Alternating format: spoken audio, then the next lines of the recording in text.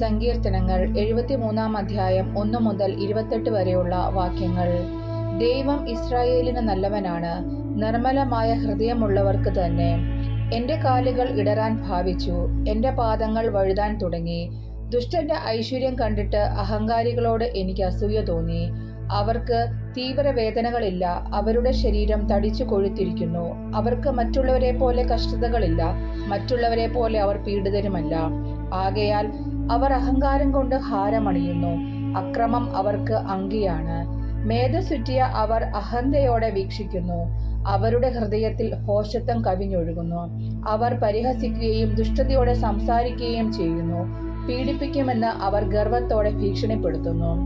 അവരുടെ അധരങ്ങൾ ആകാശത്തിനെതിരെ തിരിയുന്നു, അവരുടെ നാവ് ഭൂമിയിൽ ദൂഷണം പരത്തുന്നു.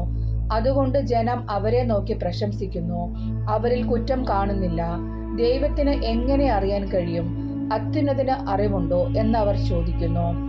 ഇതാ, ഇവരാണ് ദുഷ്ടർ, അവർ സ്വസ്ഥത അനുഭവിക്കുന്നു, അവരുടെ സമ്പത്ത് വർദ്ധിക്കുന്നു.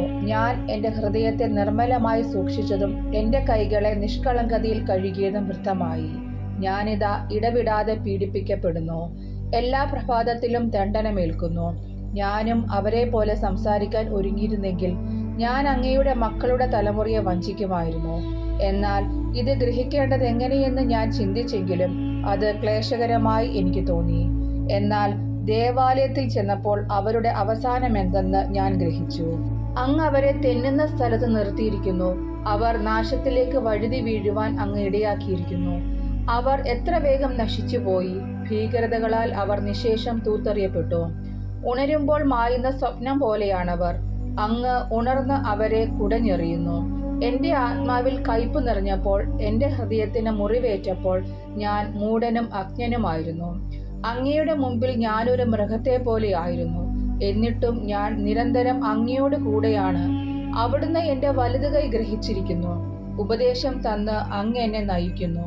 പിന്നീട് അവിടുന്ന് എന്നെ മഹത്വത്തിലേക്ക് സ്വീകരിക്കും. സ്വർഗത്തിൽ അങ്ങല്ലാതെ ആരാണ് എനിക്കുള്ളത്? ഭൂമിയിലും അങ്ങയെ അല്ലാതെ ഞാൻ ആരെയും ആഗ്രഹിക്കുന്നില്ല. എൻ്റെ ശരീരവും മനസ്സും ക്ഷീണിച്ചു പോയേക്കാം, എന്നാൽ ദൈവമാണ് എൻ്റെ ബലം. അവിടുന്നാണ് എന്നേക്കുമുള്ള എൻ്റെ ഓഹരി. എന്തെന്നാൽ അങ്ങിൽ നിന്ന് അകന്നു നിൽക്കുന്നവർ നശിച്ചു പോകും, അങ്ങയോട് കാപട്യം കാണിക്കുന്നവരെ അങ്ങ് സംഹരിക്കും. എന്നാൽ ദൈവത്തോട് ചേർന്ന് നിൽക്കുന്നതാണ് എൻ്റെ ആനന്ദം. ദൈവമായ കർത്താവിനെ ഞാൻ അഭയം പ്രാപിച്ചിരിക്കുന്നു, അവിടുത്തെ പ്രവൃത്തികളെ ഞാൻ പ്രഘോഷിക്കും.